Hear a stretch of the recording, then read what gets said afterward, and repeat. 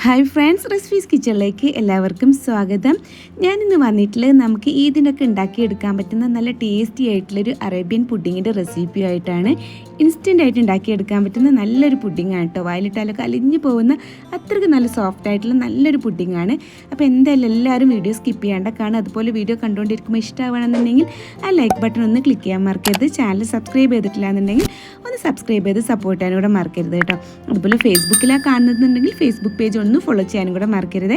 അപ്പോൾ എങ്ങനെയാണ് തയ്യാറാക്കി എടുക്കുന്നത് എന്നുള്ളത് നോക്കാം.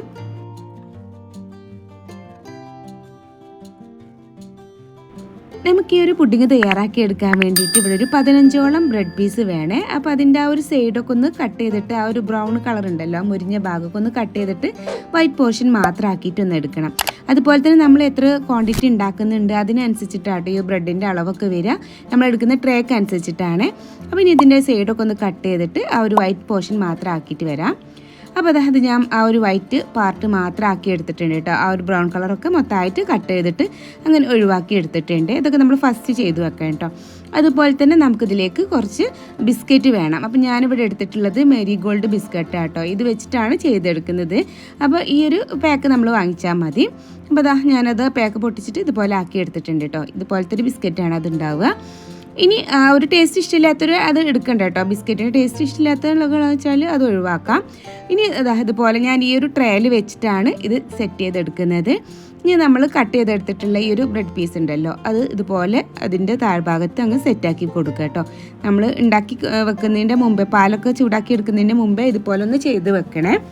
അപ്പോൾ നമ്മൾ ഏത് ട്രെയിനോ എടുക്കുന്ന ആ ട്രെയിനിൻ്റെ താഴ്ഭാഗത്ത് ഇതുപോലെ സെറ്റാക്കി വെക്കുക കേട്ടോ. ഫസ്റ്റ് തന്നെ ഇതുപോലെ തന്നെ ചെയ്തെടുക്കണേ. അപ്പോൾ ഇതുപോലെ ചെറിയ പീസൊക്കെ ആക്കിയിട്ട് സൈഡിലും എല്ലാ ഭാഗവും ഇതുപോലെ ഫില്ലാക്കി എടുക്കുന്നുണ്ട്. ഇതുപോലെ മൊത്തം എല്ലാ ഭാഗവും ബ്രെഡ് വെച്ച് ഇതുപോലെ ഒന്ന് സെറ്റാക്കി വെക്കുക ആ ട്രേയിൽ നമ്മൾ സെറ്റ് ചെയ്തെടുക്കുന്നത്. ഇനി പാല് ഇതാ ഞാനിവിടെ എടുത്തിട്ടുണ്ട് കേട്ടോ. 1 ലിറ്റർ പാൽ വെച്ചിട്ടാണ് ഞാൻ ഈ ഒരു പുഡിങ് തയ്യാറാക്കി എടുക്കുന്നത്. നമുക്ക് ഇത്രത്തോളം ക്വാണ്ടിറ്റി വേണ്ടാന്നുണ്ടെങ്കിൽ 1/2 ലിറ്റർ വെച്ച് ചെയ്തെടുക്കുകയാണെന്നുണ്ടെങ്കിൽ ഇതിൻ്റെ ഒക്കെ പകുതി ആക്കിയിട്ട് എടുത്താൽ മതി കേട്ടോ. അപ്പോൾ 1 ലിറ്റർ പാലാണ്, അതും ഫുൾ ഫാറ്റ് മിൽക്കാണ് എടുത്തിട്ടുള്ളത്. ഇതിലൊട്ടും വെള്ളമൊന്നും ആഡ് ചെയ്തിട്ടില്ല കേട്ടോ. അങ്ങനെ ആകുമ്പോൾ വെള്ളം ആഡ് ചെയ്യാന്നുണ്ടെങ്കിൽ നമുക്ക് ആ ഒരു പുഡിങ്ങിൻ്റെ പെർഫെക്റ്റ് ടേസ്റ്റ് കിട്ടില്ല. നമ്മൾ ആ ഫുൾ പാൽ വെച്ചിട്ട് തന്നെ ചെയ്തെടുക്കണേ. ഒട്ടും വെള്ളം ആഡ് ചെയ്യാൻ പാടില്ല കേട്ടോ. ഇനി നമുക്ക് ഇതൊന്ന് തീയൊക്കെ ഒന്ന് ഓൺ ചെയ്തിട്ട് ഇതിലേക്ക് ആവശ്യമായിട്ടുള്ള മധുരമൊക്കെ ഒന്ന് ആഡ് ചെയ്ത് കൊടുക്കാം. ഇനി ഇതിലേക്ക് നമുക്ക് മധുരത്തിന് ആവശ്യമായിട്ടുള്ള കണ്ടൻസ്ഡ് മിൽക്ക് ആട്ടോ ഞാൻ ആഡ് ചെയ്ത് കൊടുക്കുന്നത്. അപ്പോൾ 1 കപ്പോളം കണ്ടൻസ്ഡ് മിൽക്കും 1 കപ്പോളം പഞ്ചസാരയും അങ്ങനെയാണ് എടുക്കുന്നത്. ഇനി കയ്യിൽ കണ്ടൻസ്ഡ് മിൽക്ക് ഇല്ല എന്നുണ്ടെങ്കിൽ 1 കപ്പോളം പഞ്ചസാര എടുത്താൽ മതി കേട്ടോ. പക്ഷേ കണ്ടൻസ്ഡ് മിൽക്കും കൂടി ആഡ് ചെയ്ത് ചെയ്യുമ്പോഴാണ് ഈ ഒരു പുഡിങ് നല്ല ടേസ്റ്റ് ഉണ്ടാവുക. ഇനി അതെല്ലാം കൂടെ നന്നായിട്ടൊന്നങ്ങ് മെൽറ്റാക്കി എടുക്കുക കേട്ടോ. ഫ്ലെയിം ഫുൾ തന്നെ ഇട്ടിട്ട് അങ്ങ് ഇതുപോലെ ഇളക്കിയിട്ട് അങ്ങനെ മെൽറ്റാക്കിയിട്ട് എടുത്താൽ മതിയേ.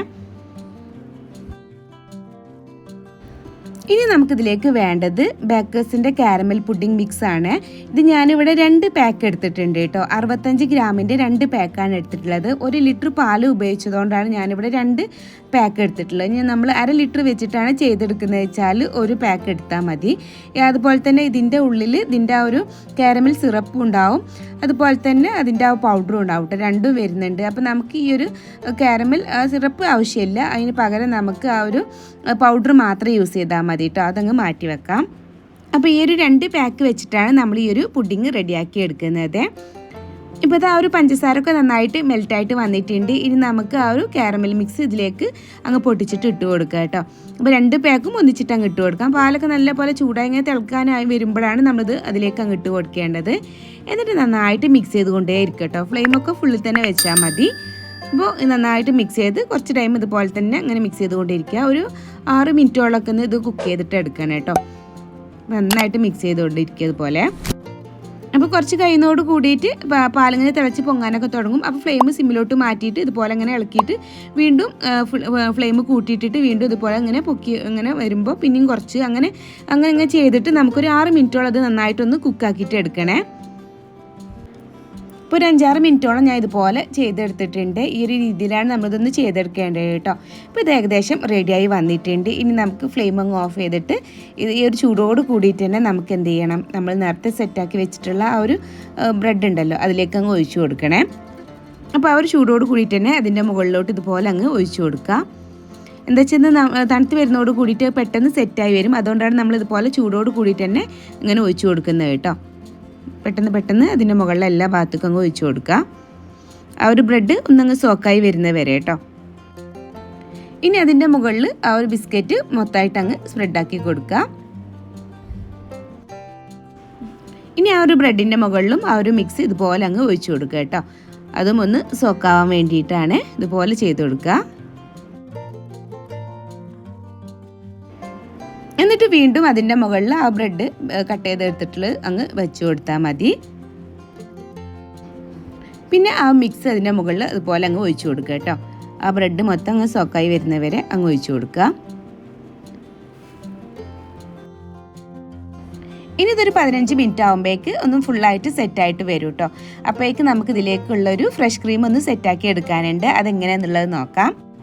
അപ്പോൾ അത് സെറ്റാക്കി എടുക്കാൻ ഞാൻ അവിടെ ഒരു ബൗൾ എടുത്തിട്ടുണ്ട്. അതിലേക്ക് നമുക്ക് ഈ ഒരു നെസ്ലേൻ്റെ ക്രീമാണ് കേട്ടോ ഇട്ട് കൊടുക്കാനുള്ളത്. ഇനിയിപ്പോൾ ഇതില്ലാന്നുണ്ടെങ്കിൽ നോർമൽ നമ്മളിവിടെ കിട്ടുന്ന ഫ്രഷ് ക്രീം ഏതും യൂസ് ചെയ്യാം. പക്ഷേ ഈ ഒരു ക്രീം വെച്ച് ചെയ്തെടുക്കുമ്പോൾ ഒരു പ്രത്യേക ടേസ്റ്റ് ആട്ടോ. അതുകൊണ്ടാണ് ഞാനിത് എടുത്തിട്ടുള്ളത്. ഈ ഒരു ടിന്ന് ഏകദേശം 160 ഗ്രാമോളാണ് കേട്ടോ വരുന്നത്. ഇനി അതിലേക്ക് നമുക്ക് മധുരത്തിന് ആവശ്യമായിട്ടുള്ള കണ്ടൻസ്ഡ് മിൽക്ക് ഒഴിച്ചു കൊടുക്കാം കേട്ടോ. അപ്പോൾ ഞാനിവിടെ ഒരു 1/4 കപ്പോളം കണ്ടൻസ്ഡ് മിൽക്കാണ് ഒഴിച്ചു കൊടുത്തിട്ടുള്ളത്. എന്നിട്ട് നന്നായിട്ടങ്ങ് മിക്സ് ചെയ്ത് കൊടുത്താൽ മതി. എന്നിട്ട് മധുരം കമ്മി ഉണ്ടെന്നുണ്ടെങ്കിൽ വീണ്ടും ആഡ് ചെയ്ത് കൊടുക്കാം കേട്ടോ. പക്ഷേ ഇതിലേക്ക് ഇതൊരു കറക്റ്റായിട്ട് തന്നെ വന്നിട്ടുണ്ട്. നന്നായിട്ട് മിക്സ് ചെയ്തെടുക്കണേ. ഇനി മിക്സ് ചെയ്തെടുത്തിട്ടുള്ള ക്രീം നമുക്ക് ഇതിൻ്റെ മുകളിലോട്ട് അങ്ങ് ഒഴിച്ചു കൊടുക്കാം. എന്നിട്ട് എല്ലാ ഭാഗത്തേക്കും അങ്ങ് സ്പ്രെഡ് ചെയ്ത് കൊടുത്താൽ മതി കേട്ടോ. ഇനി അതിൻ്റെ മുകളിലൊന്ന് ഗാർണിഷ് ചെയ്യാൻ വേണ്ടിയിട്ട് നമുക്ക് പിസ്ത ഞാനൊന്ന് ജസ്റ്റ് ഒന്ന് ക്രഷ് ചെയ്തെടുത്തിട്ടില്ല കേട്ടോ. അതങ്ങ് ഇട്ട് കൊടുക്കാം. ഏത് നട്ട്സ് നമുക്ക് ആഡ് ചെയ്ത് കൊടുക്കാം കേട്ടോ. ഞാൻ ഇപ്പോൾ ഒരു ഭംഗിക്ക് വേണ്ടി ഇവിടെ പിസ്ത എടുത്തു എന്നേ ഉള്ളൂ. ഇനിയിപ്പോൾ ഒന്നിട്ടില്ല എന്നുണ്ടെങ്കിലും കുഴപ്പമൊന്നുമില്ല കേട്ടോ. പക്ഷേ ഇത് ജസ്റ്റ് ഒരു ഭംഗിക്ക് വേണ്ടി മാത്രം ചെയ്തെടുക്കുന്നതാണ്. അതുപോലെ തന്നെ കുറച്ച് റോസ് പെറ്റൽസും ഇതുപോലെ ഒന്നങ്ങ് ഇട്ട് കൊടുക്കുന്നുണ്ട്. ഇനി നമുക്കിതൊരു ഫ്രിഡ്ജിൽ വെച്ചിട്ട് ഒരു 6 മണിക്കൂറെങ്കിലും ഒന്ന് തണുപ്പിച്ചെടുക്കണം കേട്ടോ. അതിന് ശേഷം കട്ട് ചെയ്തെടുക്കുമ്പോഴാണ് അതിൻ്റെ ഒരു കറക്റ്റ് ടേസ്റ്റ് നമുക്ക് കിട്ടുക. അതിന് ശേഷം നമ്മളത് എങ്ങനെയാണ് കട്ട് ചെയ്തെടുക്കുന്നത് എന്നുള്ളത് നോക്കാം. ഇപ്പോൾ ഇതാ ഒരു 6 മണിക്കൂറോളൊക്കെ ഞാൻ ഫ്രിഡ്ജിൽ വെച്ച് നന്നായിട്ട് തണുപ്പിച്ചെടുത്തിട്ടുണ്ട് കേട്ടോ. ഇനി നമുക്ക് ഒരു കത്തി യൂസ് ചെയ്തിട്ട് ഇതൊന്ന് കട്ട് ചെയ്ത് നോക്കാം. ഇനി നമുക്ക് പതുക്കെ ഇതിൽ നിന്ന് എടുത്ത് നോക്കാം. നല്ല പെർഫെക്റ്റ് ആയിട്ട് തന്നെ കിട്ടിയിട്ടുണ്ട്. കണ്ടില്ലേ, നല്ല പെർഫെക്റ്റ് ആയിട്ട് നമുക്ക് ഈ ഒരു പുഡിങ് കിട്ടിയിട്ടുണ്ട്. അപ്പോൾ കാണുന്ന പോലെ തന്നെ നല്ല ടേസ്റ്റ് ആയിട്ടോ, കഴിക്കാൻ നല്ല ടേസ്റ്റ് ആയിട്ടുള്ള നല്ല സോഫ്റ്റ് ആയിട്ടുള്ളൊരു പുഡിങ്ങാണ്. അപ്പോൾ എന്തായാലും എല്ലാവരും ഇതൊന്ന് ട്രൈ ചെയ്ത് നോക്കണം. എല്ലാവർക്കും ഒത്തിരി ഇഷ്ടമാവും. ട്രൈ ചെയ്ത് നോക്കിയതിന് ശേഷം ഫീഡ്ബാക്കും കൂടെ എന്നെ അറിയിക്കാൻ മറക്കരുത്. അപ്പോൾ ഇൻഷാ അല്ലാഹ് ഇനി മറ്റൊരു വീഡിയോ ആയിട്ട് വരുന്നവരേക്കും ബായ്, താങ്ക് യു, അസ്സലാമു അലൈക്കും.